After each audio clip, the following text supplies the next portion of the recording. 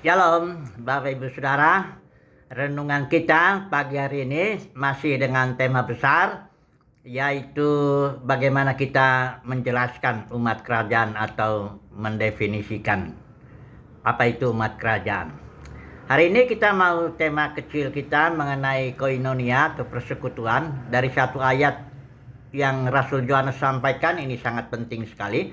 Mari kita baca 1 Yohanes 1 ayat 3. Apa yang telah kami lihat dan yang telah kami dengar itu kami beritakan kepada kamu juga, supaya kamu pun beroleh persekutuan dengan kami. Persekutuan itu istilah Yunaninya koinonia ya. Ini lebih dari artinya daripada sekedar kumpul-kumpul, bukan begitu. Karena ada persyaratannya supaya terjadi koinonia itu ya. Dikatakan di sini supaya kamu pun beroleh persekutuan atau koinonia dengan kami. Dan koinonia kami adalah persekutuan dengan Bapa dan dengan anaknya Yesus Kristus. Jadi kita tahu, lihat dulu kondisi gereja dalam zaman Rasul Yohanes itu. Itu Petrus, Paulus sudah mati ya, sudah martir tahun 67, Kaisar Nero sudah Kemudian tahun 90 bahkan mungkin 95 baru masuk Rasul Yohanes melayani di Asia Kecil. Ada 7 gereja di sana yang itu merepresentatifkan gereja sepanjang zaman. Nah, gereja itu sudah jatuh karena ada 3 ajaran palsu, Isabel, Biliam, Nikolaus. Tadi kita singgung sedikit lah ini ya. Dan yang menyebabkan ada Diotrephes, bahkan orang-orang pemimpin di situ yang ingin menjadi terkemuka dan menolak Rasul Yohanes dan timnya. Bayangkan saudaraku, Rasul Yohanes itu tinggal satu-satunya rasul yang hidup dengan timnya yang masih melayani, tapi itu pun ditolak oleh Diotrephes, seorang Diotrephes yang. Nah, jadi Rasul Yohanes ini sekalipun dia menulis surat dan juga 3 suratnya ini kepada yang satu surat yang pertama ini, itu surat yang umum, tidak ditujukan kepada pribadi tertentu atau komunitas tertentu, karena ini dibagikan kepada 7 gereja yang ada di Asia Kecil di mana Rasul Yohanes melayani. Dan dia sampaikan di sini yang telah dia lihat, yang telah dia dengar, dia beritakan dengan tujuan satu, yaitu supaya ada koinonia. Artinya sudah tidak ada lagi koinonia antara Rasul Yohanes dan timnya itu dengan gereja-gereja yang sudah jatuh karena 3 ajaran palsu, Isabel, Biliam, dan Nikolaus. Tidak ada lagi koinonia. Padahal gereja mula-mula umat kerajaan itu cirinya adalah koinonia. Sudah baca ya dalam Kisah Rasul 2 ayat 12 saya baca. Mereka bertekun dalam pengajaran rasul-rasul dan dalam koinonia. Fellowship ya, bukan hanya pertemuan koinonia itu. Tapi dia satu roh, satu hati, satu iman, satu pikiran ya. Bahkan tingkat koinonianya gereja mula-mula umat kerajaan itu sampai pada semua kita milik bersama ya. Tidak ada seorang, walaupun bukan berarti nggak boleh kayak Ananias Safira, Petrus bilang ya sebelum dijual ladang itu tetap milikmu. Tapi artinya mereka sudah sampai kepada tingkat koinonia yang sangat dalam sehingga tidak ada kekurangan di dalam jemaat itu, karena pokoknya semuanya kita bagi sama lah ya. Jual, yang kaya, yang tergerak hatinya jual, bagi sama ya. Tingkat koinonia itu sampai ke tingkat uang bagi rata, kira-kira begitulah ya. Nah, di sini Rasul Yohanes ketika dia melayani tahun 90 Masehi itu udah tidak ada lagi dia punya koinonia dengan gereja mula-mula dengan 7 gereja itu. Bukan berarti Rasul Yohanes tidak melayani, dia tetap melayani, memperlengkapi sesuai dengan Efesus 4 ayat 11-12 sebagai rasul dan nabi. Itu dia memperlengkapi terus. Tapi tujuannya supaya kita ada koinonia nih ya, sebab kita sudah tidak ada koinonia di antara kita. Karena sudah putus koinonia. Dan Rasul Yohanes tegaskan, koinonia kami itu dengan Bapa dan dengan Tuhan Yesus. Jadi bayangkanlah gereja 7 gereja itu. Berarti mereka nggak berkoinonia lagi dengan Bapa dan dengan Tuhan Yesus dengan benar maksudnya ya. Ya mereka masih menyebut Yesus Tuhan sebagainya. Tapi sudah tidak berkoinonia sebagaimana yang dimaksud oleh firman Tuhan koinonia itu.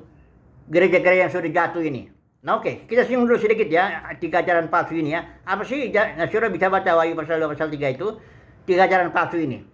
Isabel.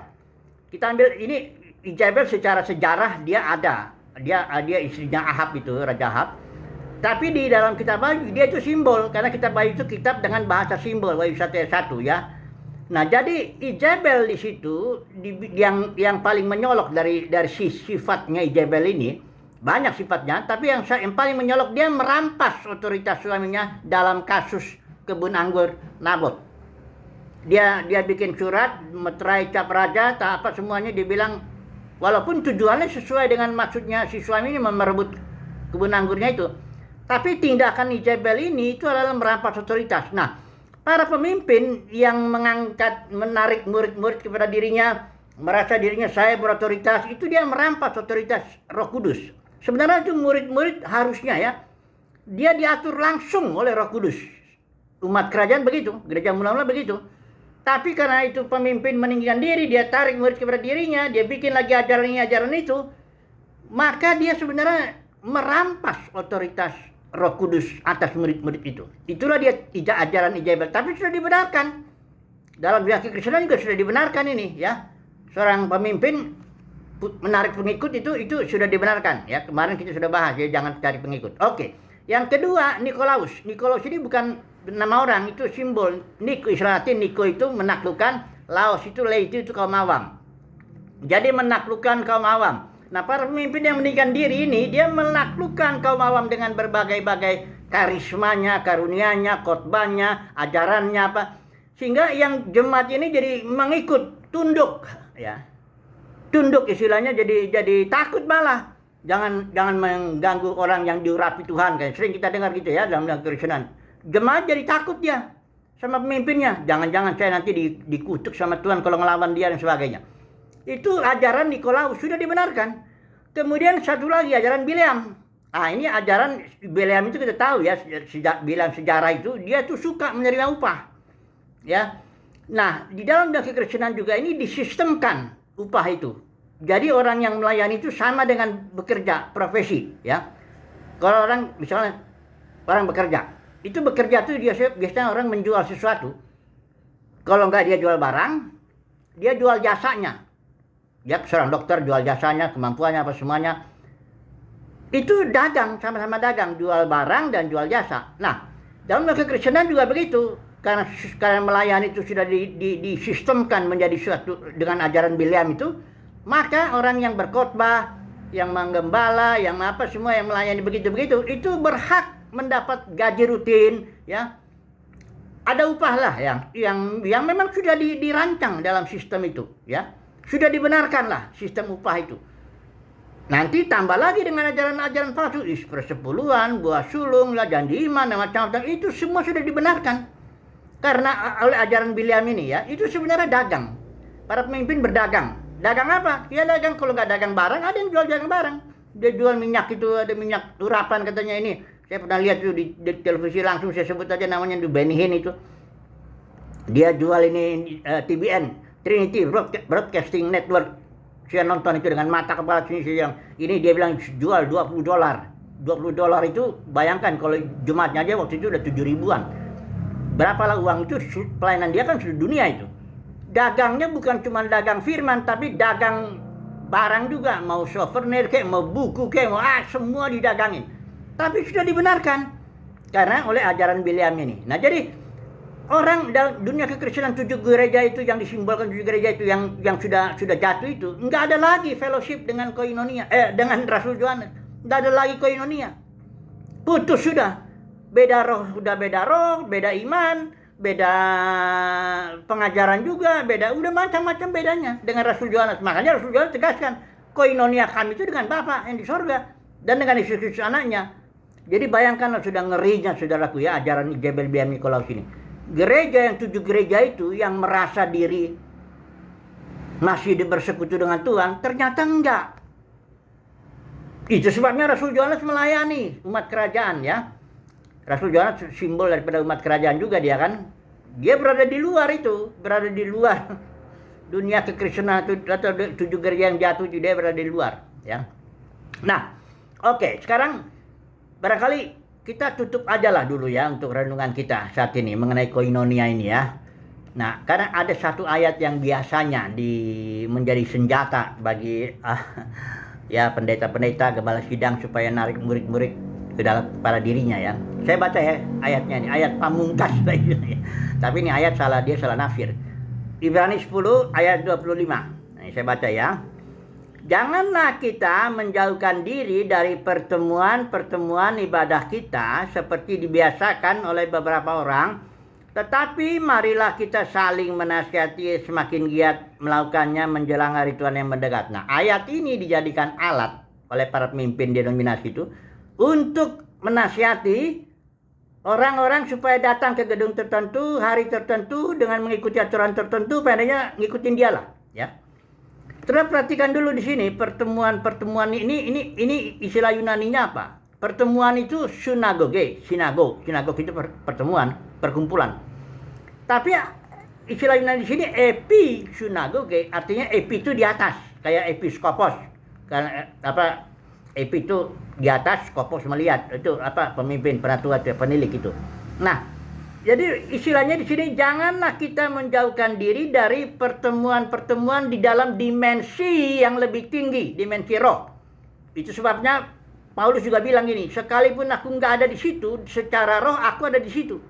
Jadi umat kerajaan itu sekalipun dia nggak berkumpul secara jasmani, tetapi karena dia memiliki satu roh, satu iman, satu pengajaran, satu pemahaman, satu hati, maka dia sebenarnya berkumpul di alam yang lebih tinggi. Inilah nasihatnya Ibrani 10 ayat 25. Jangan engkau jatuh ke dalam dimensi jasmani sehingga engkau meninggalkan pertemuan yang di dalam dimensi roh itu.